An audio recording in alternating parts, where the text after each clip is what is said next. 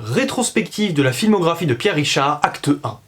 L'endimanché du ciné est prêt pour vous parler aujourd'hui, sans spoiler, de Le Jumeau, tout simplement, film réalisé en 1984 par le grand Yves Robert, réalisateur selon moi d'un chef-d'œuvre ni vu ni connu, et de grands films, tels que, évidemment, Le Grand Blond. Voilà. Peut-être pas Le Retour du Grand Blond, je ne pense pas clairement, mais en tout cas d'autres films, La Guerre des Boutons, ou en tout cas des films cultes de cet acabit, donc bravo monsieur.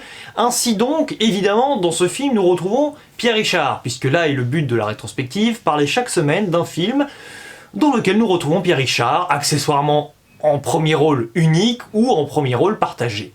Et ainsi, ce qui est assez terrible, j'ai envie de dire, avec ce film, c'est qu'il est très impopulaire et il est en même temps très peu connu. En général, les fans de Pierre Richard ne sont pas spécialement enthousiastes à l'idée de vanter tous les bienfaits de ce film, ce qui peut se comprendre, et en même temps, vous allez crier sur les toits « Est-ce que tu as vu le film Le Jumeau ?» C'est assez surprenant, mais de nos jours, ce film est un petit peu passé aux oubliettes, quoi, clairement. Surprenant, je dis ça, mais peut-être pour brouiller les pistes de mon avis. Non, mais en tout cas, ce qui est assez exceptionnel, quelque part, c'est que Yves Robert doit beaucoup à Pierre Richard, dans sa filmographie, et l'inverse est absolument vrai également.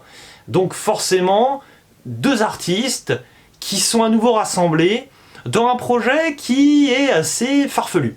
Pierre Richard, dans ce film, est un joueur de poker accompli, incroyable, voilà, donc c'est Patrick Bruel avant l'heure, et il est forcément fauché, comme tous les joueurs de poker, non, je plaisante, évidemment, c'est de l'ironie, et forcément, grâce à un copain, il se retrouve dans une fête mondaine, on ne sait pas très bien pourquoi d'ailleurs, et il va avoir une aventure tumultueuse avec une anglaise interprétée par, alors du coup je ne sais pas laquelle c'est, Camilla Moore ou Carey Moore.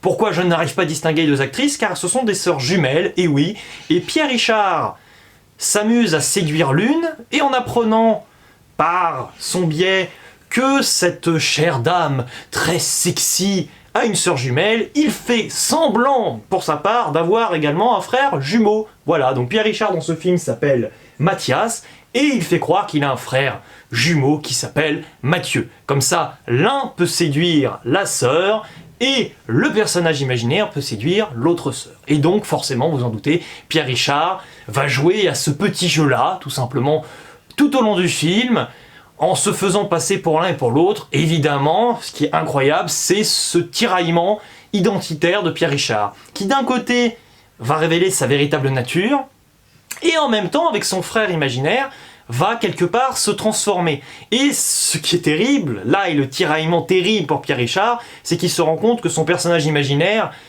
quelque part, a des attitudes, a des qualités qui sont propres à cette construction qu'il n'a pas de manière totalement innée. Ce qui rend le tout assez réjouissant quand même, au-delà de toute la comédie qui est apportée, à savoir Pierre Richard qui se retrouve dans deux chambres à la fois, quelque part. Il doit être dans la chambre de la sœur et dans la chambre de la sœur jumelle. Comble de l'ironie, évidemment, Pierre Richard, comme on le connaît, voilà, en tant que grand maladroit du cinéma, qui fait encore ses petites cabrioles, qui pète tout dans tous les sens, eh bien est obligé de s'amuser, il est obligé, là est la satire de la chose, il essaie de tromper un petit peu tout le monde, mais lui-même s'égare totalement en partant dans tous les sens et la caméra le suit, lui donc en train de se faire passer pour l'un pour l'autre, et le travestissement est assez génial, c'est-à-dire que quand Pierre Richard interprète l'un des frangins, à savoir Mathieu, on reconnaît Pierre Richard, c'est Pierre Richard, et avec l'autre personnage, hop, changement de coiffure, lunettes ou pas en fonction, on les enlève, un peu comme Superman d'ailleurs, ça rappelle beaucoup le côté Superman Clark Kent, et quelque part, on a toujours envie de se marrer dans ce film, c'est exact, même si je perçois les grandes limites de ce film qui est imparfait, puisque les deux frangines s'appellent toutes les deux Elisabeth. La petite blague, c'est que du coup, il y en a une que l'on surnomme Lise et l'autre Betty. Voilà, bon, pourquoi pas. Seulement, un moment, entre Mathieu, Mathias, Lise, Betty, on finit soi-même par se perdre. Et malheureusement, je pense quand même qu'Yves Robert, qui arrive justement à créer des petits quiproquos, en tout cas des des idées très farfelues dans les caractéristiques de ces personnages, va ici un peu trop loin, puisque par moments, les personnages entre eux sont un peu largués, et il en va de même pour nous. Et en général, les moments où, moi, spectateur, je suis assez troublé en étant complètement perdu, ça ne me fait pas rire. Quand on est complètement largué dans un film comique, mais que c'est drôle, ça rend forcément, je trouve, ma position encore plus ridicule. Mais là, parfois, le problème, c'est qu'on est carrément en dehors du délire, et on ne sait pas très bien sur quel pied danser, d'autant plus qu'il y a une différence d'âge entre Pierre Richard et les deux sœurs, voilà, les deux actrices donc, qui les interprètent ont quand même 20 ans de moins que lui, et on se questionne un peu sur la crédibilité en tout cas la nature de leur amour, respectivement à chacun et chacune. Malheureusement, on voit un petit peu trop facilement les choses venir. Il est quand même toujours question de réflexion du côté de Pierre Richard, qui se demande, qui est conscient évidemment de cet écart générationnel. Et ce personnage est quelque part à la fois trop clairvoyant, et en même temps, il n'a pas encore des informations, mais se comporte déjà comme s'il les avait eues auparavant, ce qui a le don d'être assez château-branlant sur les bords. Cependant, ce film, je ne peux que vous le recommander. Il a des défauts, il dure peut-être un petit peu trop longtemps, ce qui fait voilà, que dans sa deuxième partie, il s'égare un petit peu, il rajoute artificiellement peut-être un acte qui pouvait être évité, des personnages qui sont un petit peu intégrés dans l'histoire maladroitement, mais qui servent certains gags.